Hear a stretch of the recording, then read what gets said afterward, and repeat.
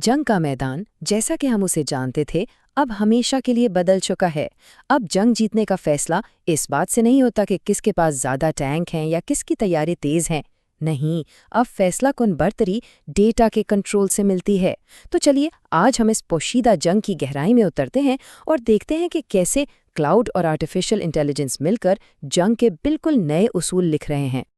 ये बात आज की हकीकत को बिल्कुल साफ ज़ाहिर करती है। डेटा अब कोई मामूली चीज़ नहीं रहा, बल्कि ये एक बुनियादी स्ट्रेटेजिक हथियार बन चुका है। सीधी सी बात है, जिसका डिजिटल दुनिया पर कंट्रोल है, हकीकत में उसी का जंग के मैदान पर कंट्रोल है। आज के इस तज्जिये में हम 4 अहम मरहलों से गुजरेंगे। सबसे पहले डिजिटल हाई ग्राउंड पर बात होगी, ताकि ये समझा जा सके कि ये जंग आखिर लड़ी कहाँ जा रही है। फिर हम देखेंगे कि फ्रंट लाइन्स पर एआई असल में कर क्या रही है। उसके बाद ड्रोन स्वॉर्म्स यानी ड्रोन्स के गौल के चैलेंज का सामना करेंगे और आखिर में इस टेक्नोलॉजी से पैदा होने वाले खुद मुख्तारी के एक बहुत बड़े तजाद को समझने की कोशिश करेंगे। तो आइए अपने पहले हिस्से यानी डिजिटल हाई ग्राउंड से शुरू करते हैं। देखिए, पुराने वक्तों में फौजें अपने कंप्यूटर सिस्टम्स को किलों की तरह खुद चलाती थीं, अलग थलग और महफूज।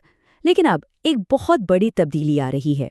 अब फौजें कमर्शियल क्लाउड सर्विसेज की तरफ जा रही हैं, जो न सिर्फ ज्यादा ताकतवर और लचकदार हैं, बल्कि पूरी दुनिया में कहीं भी काम कर सकती हैं। इस तब्दीली को समझने के लिए एज ए सर्विस मॉडल्स पर एक नज़र डालना बहुत ज़रूरी है। आईएएस फौज को बुनियादी कंप्यूटिंग की ताकत देता है, पेओज उन्हें अपने मिशन के लिए तेज़ी से ऐप्स बनाने की सलाहियत देता है, और सास तो बिल्कुल तैयारशुदा टूल्स फराहम करता है। हर मॉडल में फौज बुनियादी ढांचे का सारा बोझ क्लाउड फराहम करने वाली कंपनी पर डाल देती है, ताकि वो अपनी पूरी तवज्जो अपने असल काम यानी मिशन पर मरकूज कर सके। तो सवाल ये है कि इस नए डिजिटल मैदान जंग में बड़े खिलाड़ी कौन हैं? इसमें कोई हैरत की बात नहीं कि ये सब अमेरिकी टेक कंपनियां हैं। Amazon, माइक्रोसॉफ्ट, गूगल और Oracle।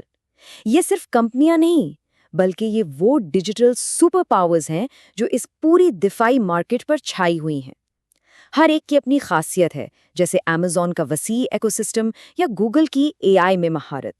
पेंटागन ने इस मसले का एक बहुत होशियार हल निकाला है। किसी एक कंपनी पर इन्हिसार करने के बजाय उन्होंने $9 अरब का JWCC कॉन्ट्रैक्ट बनाया। ये एक मल्टी क्लाउड हिकमत अमली है।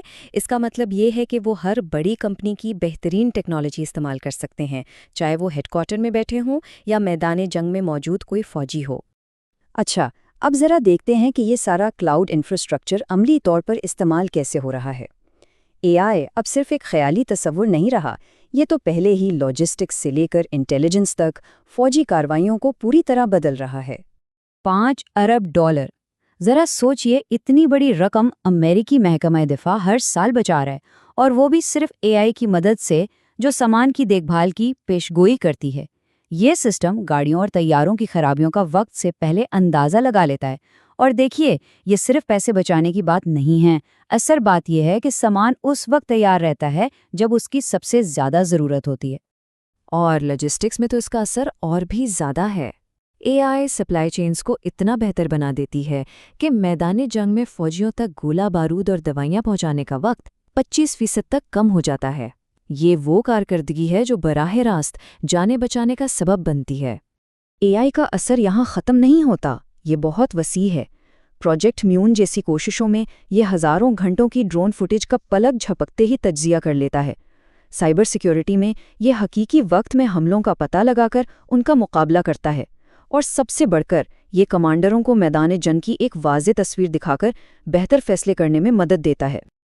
अब हम मिलिट्री एआई के सबसे बड़े और शायद सबसे अहम मंसूबे पर बात करते हैं, जिसका नाम है प्रोजेक्ट रेप्लिकेटर।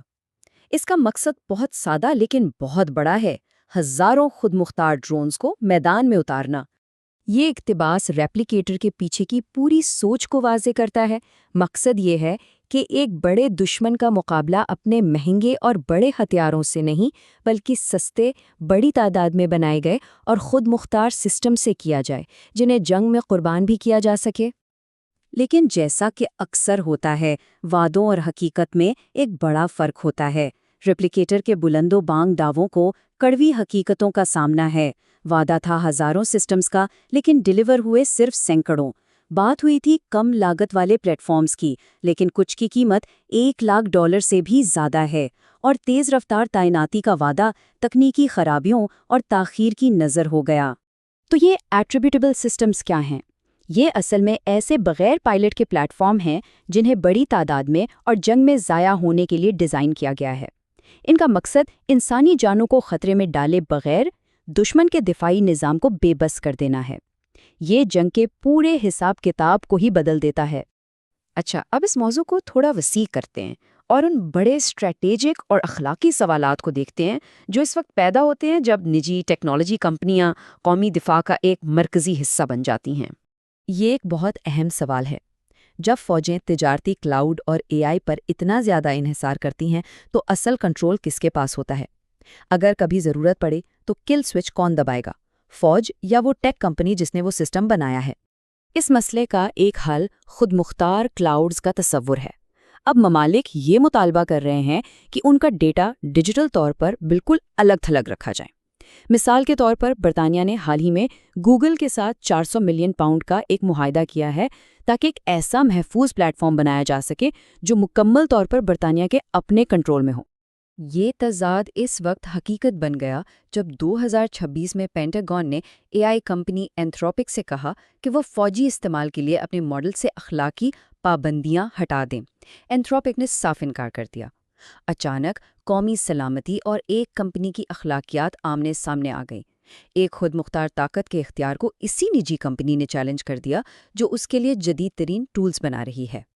اور ہم اس تجزیے کو اس ایک بنیادی سوال پر ختم کرتے ہیں۔ جیسے جیسے اے آئی جنگ کے میدان کا انتظام سنبھالتی جائے گی، انسان یعنی فوجی کا مستقبل میں کیا کردار ہوگا؟ یہ اس ٹیکنالوجی انقلاب کا سب سے بڑا مخمصہ ہے اور اس کا جواب آنے والے کئی سالوں تک نہ صرف جنگ بلکہ ہمارے پورے معاشرے کی شکل طے کرے گا۔